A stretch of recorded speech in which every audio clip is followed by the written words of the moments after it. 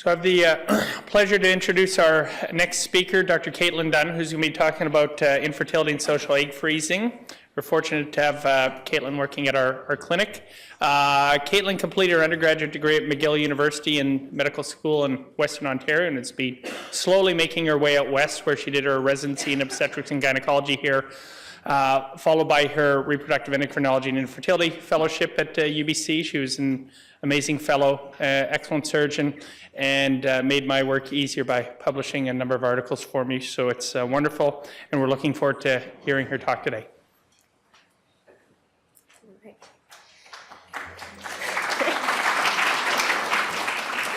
All right, so thank you again, everybody, for being here. I get the pleasure of talking about infertility, and the purpose of talking about infertility is to sort of round out the day and make sure we cover some of the fundamentals. And then I get to talk about the exciting new technology of social egg freezing, which is near and dear to my heart and my passions.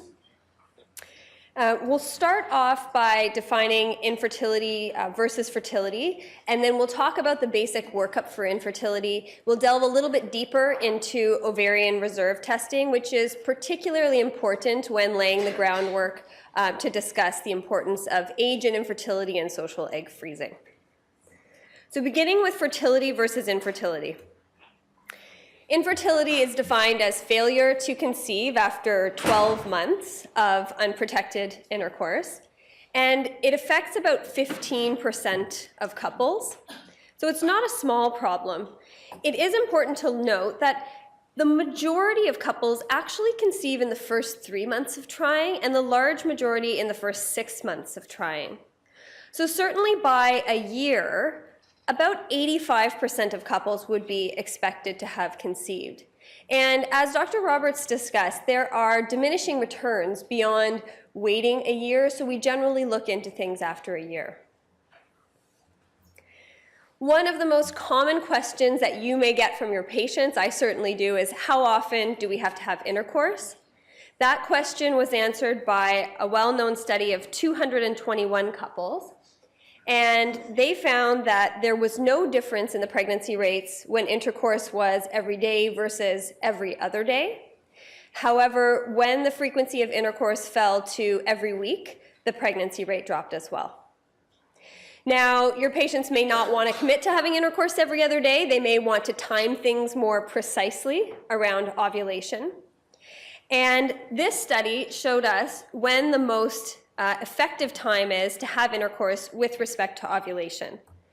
So that arrow is showing you day 0, that's ovulation day, and you can see that the highest rates of pregnancy occur in the 6 days up to and including ovulation day, and this is referred to as the fertile window. So in fact, the highest pregnancy rates are 1 or 2 days before ovulation, and that's because sperm can live in vivo for probably 2 or 3 days, maybe up to 4 or 5 days. So in the fertility business, we always say that the sperm should be waiting for the egg. So generally, we do infertility investigations after 12 months of trying, but there are situations where you want to look into things earlier. The first one is age. If the woman is over 35, we generally do investigations after 6 months. If she's over 40, we recommend investigations immediately. The second one is irregular cycles. By far, the most common reason for irregular cycles is that she's not ovulating. If she's not ovulating, she's not making an egg. If there's no egg, obviously no chance of pregnancy. So in patients who are having irregular cycles, we want to rule out things like polycystic ovary syndrome, perimenopause, or low ovarian reserve, or things like thyroid, prolactin, other endocrine disorders. If you suspect male factor infertility, then you can do investigations, particularly semen analysis, early. Or if the patient has tubal risk factors, that would be, for example, previous pelvic inflammatory disease, previous ectopic pregnancy, or a history of pelvic surgery, ruptured appendix, endometriosis. So the basic workup for infertility, I always tell patients, in order to be pregnant, you need 3 things. The first one of those is eggs. So in order to look at the number of eggs, we're going to talk about ovarian reserve testing, but you also want to confirm that ovulation is actually occurring. Now, one of the easiest things to do is to take a menstrual history, and if the patient is having regular, predictable menstrual cycles, it's most likely that she's ovulating.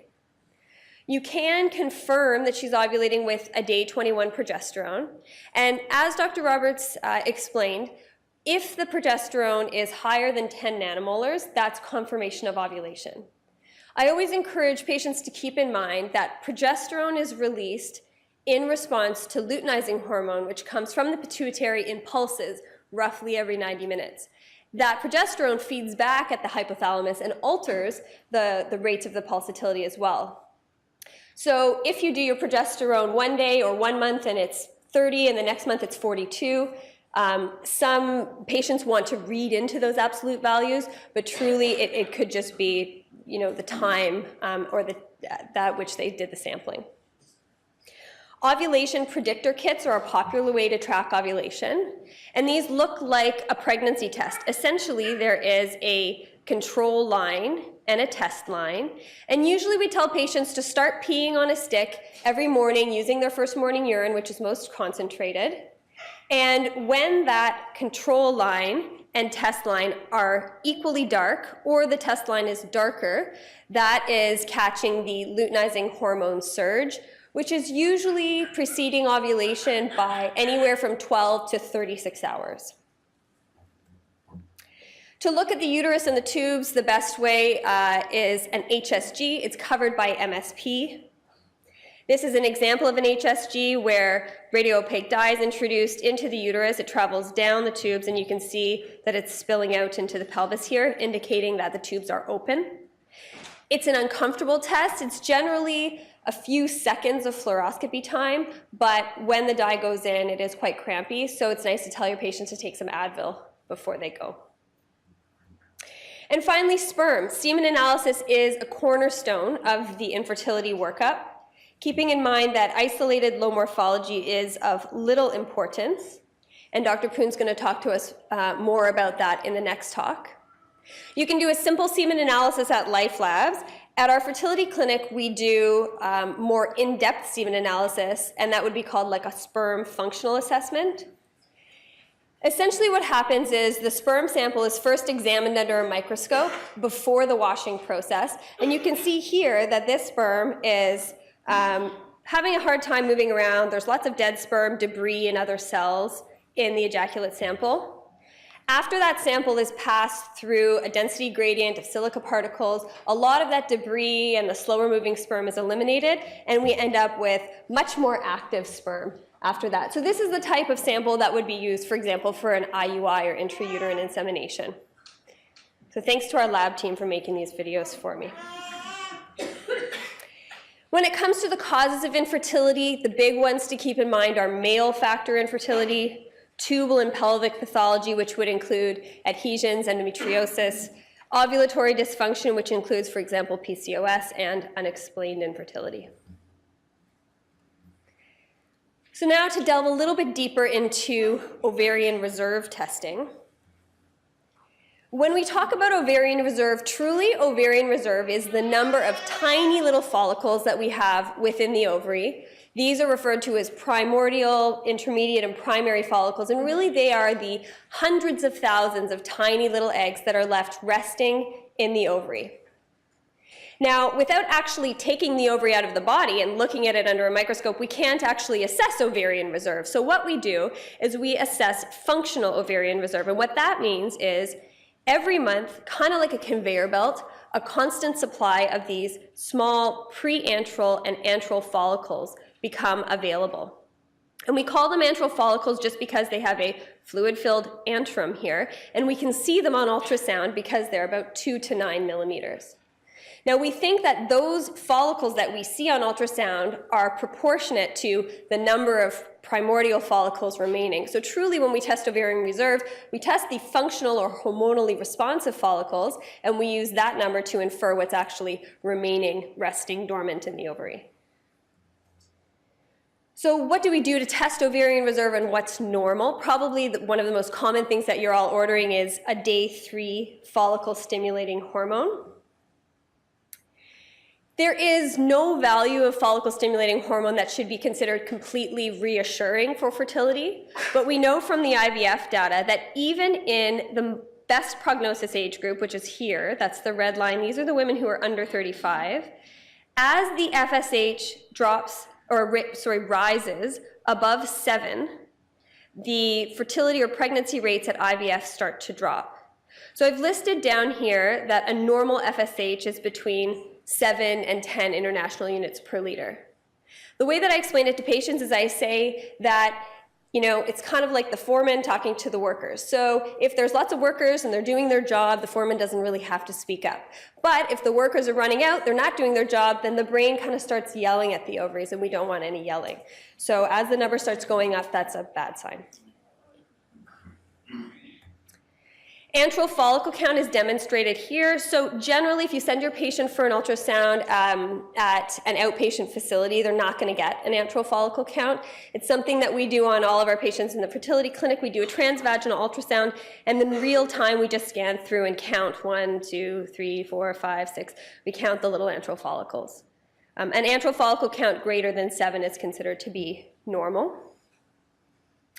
Now, the new kid on the block, but probably the most accurate ovarian reserve test is Anti-Mullerian Hormone. And you might remember this like way back in the memory banks when you did medical school and you talked about embryology, because Anti-Mullerian Hormone was thought to have basically one role, which was when the embryo is about 6 to 8 weeks, you have these pluripotential structures. And if this gonad turns into a testes, because there's a Y chromosome, that testes starts secreting AMH, or anti-Mullerian hormone, and that leads to the regression on each side of these purple ducts, which eventually would have turned into a uterus. So if you have anti-Mullerian hormone, then these Mullerian ducts will regress, and you get formation of the internal male structures like the epididymis, vas deferens, seminal vesicles. Now, it wasn't until much more recently, like 2002, where we figured out, wait a second, women actually continue to express AMH throughout the lifespan. And that number seems to be really well correlated with the number of eggs that they make at IVF. So you can see here AMH throughout the lifespan. The numbers are small, but this is kind of where it reaches its peak around age 26. And then as the number of eggs declines, the AMH declines till it's very low or undetectable in the mid to late 40s. And as Dr. Roberts said, we don't know exactly why AMH hangs around, but we think it's a type of follicular gatekeeper whereby those tens or hundreds of thousands of follicles aren't all called up at once. It sort of stops them all from being called up so that there's only the 10 or 15 or 20 available every month. AMH is a really good ovarian reserve test because it's constant throughout the menstrual cycle, which makes it really convenient for your patients because they can go and get it tested any day and it will be accurate. And the reason for that is because AMH is only produced by the small follicles, the pre-antral and the small antral follicles. Once the antral follicle becomes a peri-ovulatory follicle, then it doesn't express AMH anymore. So it really doesn't matter at what point the woman is at in her cycle. AMH is made by these purple cells here. These are the granulosa cells. They're also the ones that are responsible for making estrogen. So essentially, more eggs, more granulosa cells, more AMH. AMH is most commonly used by fertility doctors because we use it to figure out how much gonadotropin we should give them for an IVF cycle, and it helps us to set expectations about how many eggs we're going to get from a patient realistically. We also see gynecologic surgeons use it for pre and post measurement of ovarian reserve before, for example, endometriosis surgery, or before and after chemotherapy, which can be damaging to the ovarian reserve. However, any doctor can order AMH. You give your patient a requisition, they go to Life Labs, you don't need an appointment. It costs the patient $70 because it's not covered by MSP. Usually you get the results within 5 days. And like I said, it's valid any day of the cycle. There have been studies suggesting that patients who are pregnant, postpartum, or on long-term birth control use may have slightly lower AMHs, sort of in the range of sort of 5 to maybe up to 15% in that range. Generally, that's not hugely clinically significant. If it's normal, it's normal. If it's low, it's going to be low, plus or minus the 10%. And it doesn't seem to be influenced by smoking, vitamin D deficiency, physical exercise, alcohol use, age at menarche, or socioeconomic status. So the tricky part about interpreting AMH for your patients is that it's highly age dependent. So literally I have a table in my office with all of the normals in terms of percentiles for different ages. In general, if it's less than 8 picomolars, paying attention to those or the Canadian units, that would be a low AMH. And when you get a high AMH back, that's not considered to be diagnostic for PCOS. So age-related infertility. Why does age-related infertility matter? Age-related infertility is becoming an increasing problem across Canada. In general, women are having children later in life. These stats are from British Columbia, and you can see in 1990, 83% of first births were in women 20 to 34 years old, and that dropped to 74% in 2011. And there's been a commensurate rise in the number of women over 35 having babies, which was only 11% in 1990 and now 23% in 2011. So you're probably seeing this in your offices, that women are delaying pregnancy. And in fact, BC has the highest age of first birth in the country at 30.8 years versus 30.5 in Ontario and 25.4 in Nunavut. So by far, the number one reason that women delay childbearing is lack of a partner, followed very distantly by other things like education, professional pursuits, financial concerns, and other circumstances. So women are waiting longer to have children, but there is a cost to that. And the costs are mainly, number one, more infertility, number two, more miscarriage, and number three, more risk of aneuploidy. So why does that happen? What happens to eggs as they get older? Number one, there are fewer eggs to choose from. So this graph was actually taken from a study that used necropsy specimens. They took ovaries out of females from birth to menopause, and they actually counted the number of those small primordial follicles to give an estimate of ovarian reserve. And they told us what we thought we knew already, which was that women are born, or girls are born, with about 1 million eggs. And this number declines throughout life. But I want to call your attention to a couple of age categories. Here is the 30 to 34-year-old age category, and you can see that there are still over 200,000 eggs, if you include the error bars there, on average remaining in those females. And in the very next age category, in 35 to 39, the error bar doesn't even reach 30,000. So there is a significant drop between 35 and 40. The second thing that happens is, as we get older, the eggs just don't work as well. And we think that's because of errors, for example, in things like the meiotic spindle, in degenerating mitochondrial function. But how this manifests is more aneuploidy. So all of the residents will definitely remember that the eggs are sitting in the ovary, arrested in meiosis 1, in prophase. And then as the egg or the follicle grows throughout the menstrual cycle, when the LH surge happens, the reduction division occurs and you get N, or half of the chromosomes, extruded into a polar body, and the egg is left arrested in metaphase of meiosis 2.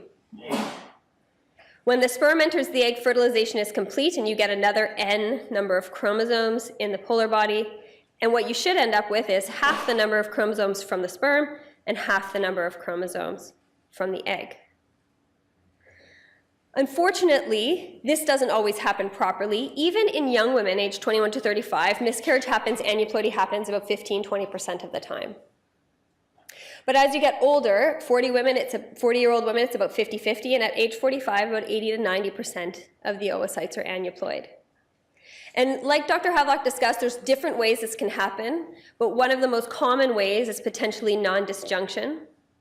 So you're supposed to have the chromosomes separate evenly and then the sister chromatids separate evenly. When that doesn't happen, you can end up with an egg with either an extra copy of a chromosome, for example, trisomy 21, or an egg that's missing a chromosome, which might most commonly be seen in the form of Turner syndrome, where you're missing an X chromosome.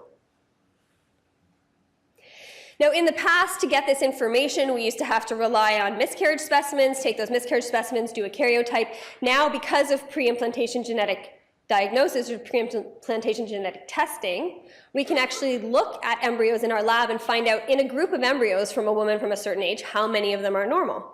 So in this graph, the blue bars represent the normal embryos, and you can see here at age 36, things are pretty stable. About 60 to 70% of the time, Mother Nature works correctly.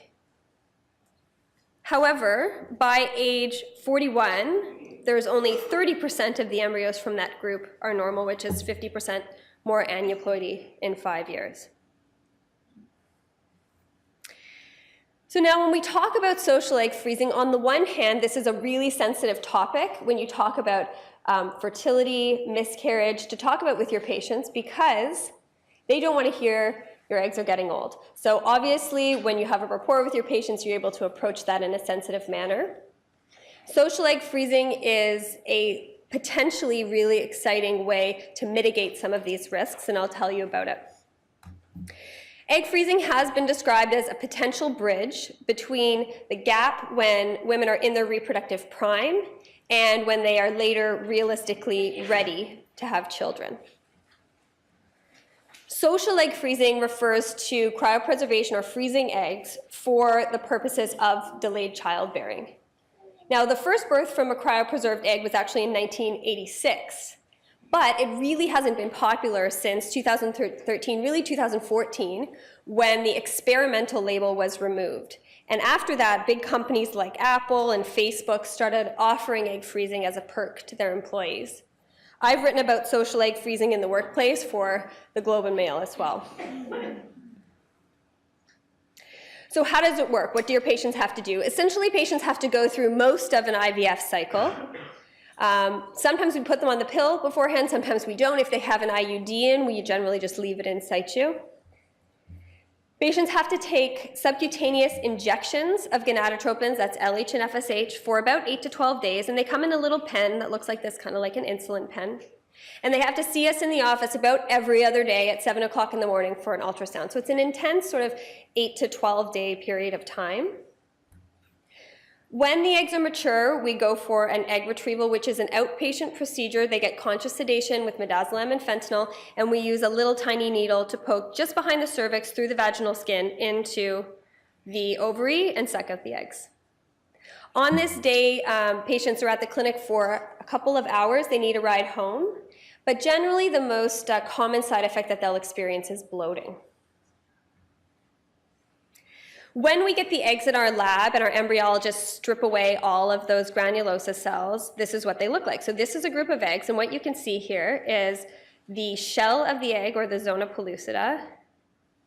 The egg is filled with ooplasm, and you can see each of these is a mature egg because the first polar body has been extruded, meaning it's ready to be fertilized. What we do to preserve these eggs is called vitrification, which is commonly referred to as flash freezing, and it translates to glass-like solidification. Now, keeping in mind that the eggs at this stage are really delicate. We talked about how the chromosomes are in metaphase of meiosis II, the meiotic spindle is splayed out, so they have to be handled with great care. In the past, the old way of slow freezing meant that we had to actually dehydrate the eggs in a slow and laborious process that our embryologist will tell you about, and essentially the ooplasm became kind of shriveled up. Now, if you can imagine that schematic where the chromosomes or genetic materials kind of splayed out, obviously they're in a very vulnerable position, and any ice crystals or damage could happen and make that egg essentially non-functional in the future. So we came up with a new way, and by we I mean mainly the Italians, and it's been pioneered worldwide, to deal with these really, really sensitive eggs. Now, eggs are very unique in the sense that they are round, so it's very hard to get cryoprotectants in them because there's a lot of fluid compared to not a lot of surface area. They're obviously a single cell, so there's no room for error, and there's a lot of water content, which makes them prone to ice crystal formation. So the new way of freezing eggs, vitrification, aims to use really, really fast cooling temperatures, like -23 C per minute, and turn them into a glass-like state without any ice crystal formation. In real life, the straws or the devices that they end up on look like this. We put 1 or 2 eggs on this tiny little end, and then the embryologist would plunge the eggs into liquid nitrogen, and they would be stored in a big liquid nitrogen tank like this at our facility. So is it safe? That question was addressed in 2014 in a big study of 800 patients that used frozen eggs versus 996 patients who got pregnant with fresh eggs. So the important part about this study is this is comparing IVF to IVF. Now, most of these patients were donor egg patients, and this is in countries where, like Spain or the US, it's legal to sell eggs. So patients will be remunerated for selling their eggs, and those eggs would be used for women who can't get pregnant with their own eggs. They found that there were no difference in obstetrical outcomes like diabetes, hypertension, preterm birth, and there were no difference in perinatal outcomes like preterm birth, gestational age of delivery, APGAR scores, NICU admission, birth defects, perinatal mortality. The only statistically significant differences were that the patients using frozen eggs had fewer UTIs in the pregnancy, and they tended to have more invasive procedures like CVS or amnio. So if we say that it's safe, how well does it actually work? In a review of elective egg freezing published in 2016, they looked at nearly 1,500 women who froze their eggs. The average age of the women was 37.7. However, only 9% or 137 of those women had actually returned to use their eggs. And this is what we're seeing clinically as well. Because it's a new technology, a lot of women have frozen their eggs, but of course they haven't come yet to the time where they've made a decision to actually use those eggs. So the majority of eggs remain in cryo storage. The survival rate of the eggs was 85%, so if you freeze 10 eggs, you may lose 1 or 2 in the thawing process. For women under 35, egg freezing worked really well. So if you were able to bank 10 eggs, the clinical live birth rate was 60%, but you can see the 95% confidence interval goes from 35 to about 90%.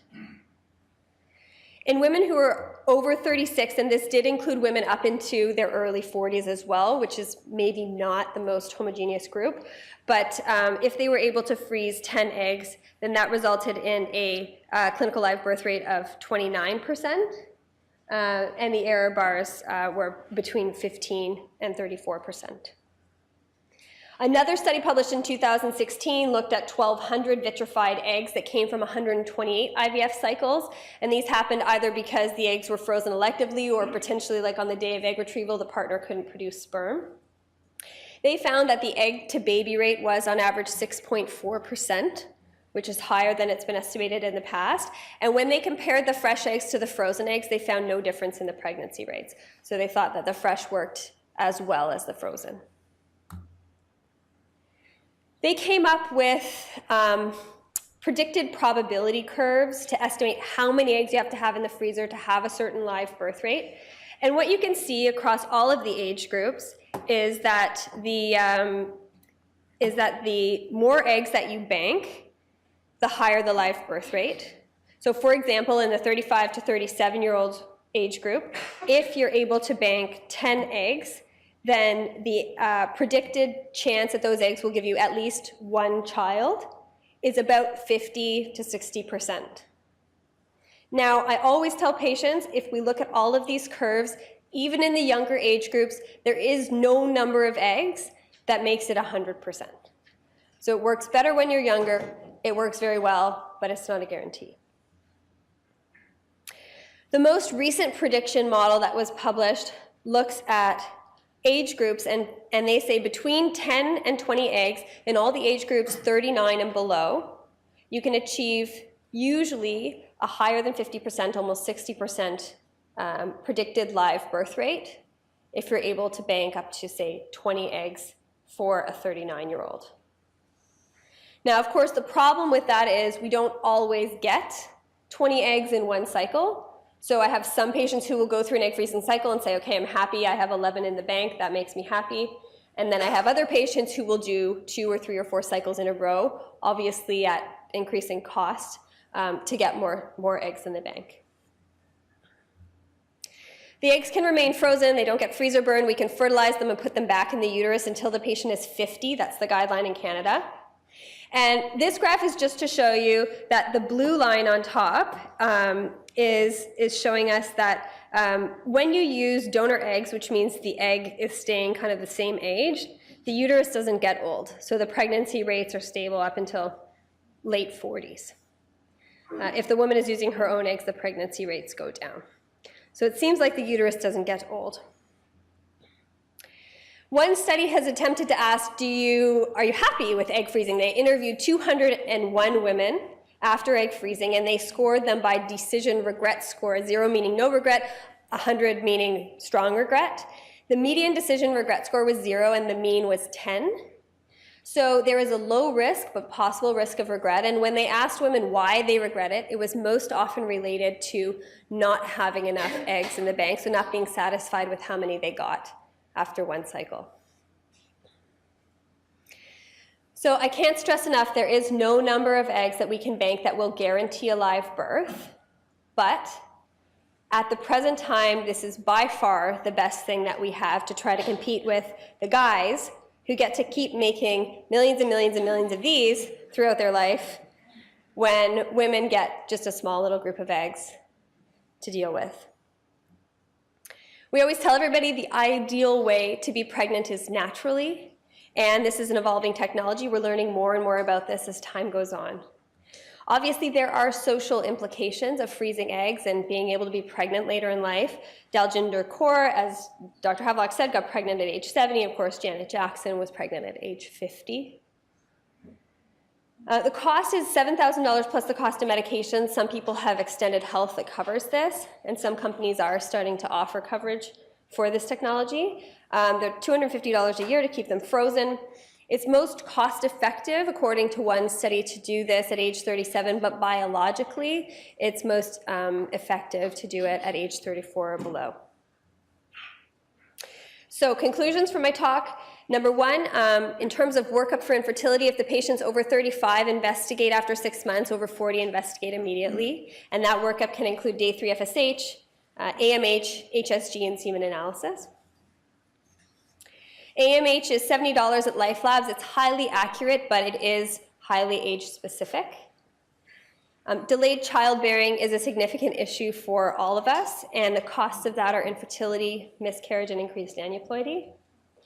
And egg freezing is a safe and effective way to potentially delay childbearing and preserve fertility, but it's not a guarantee. Thank you very much for coming.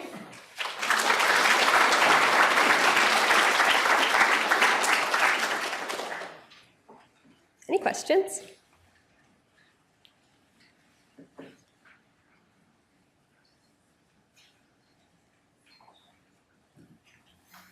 Okay.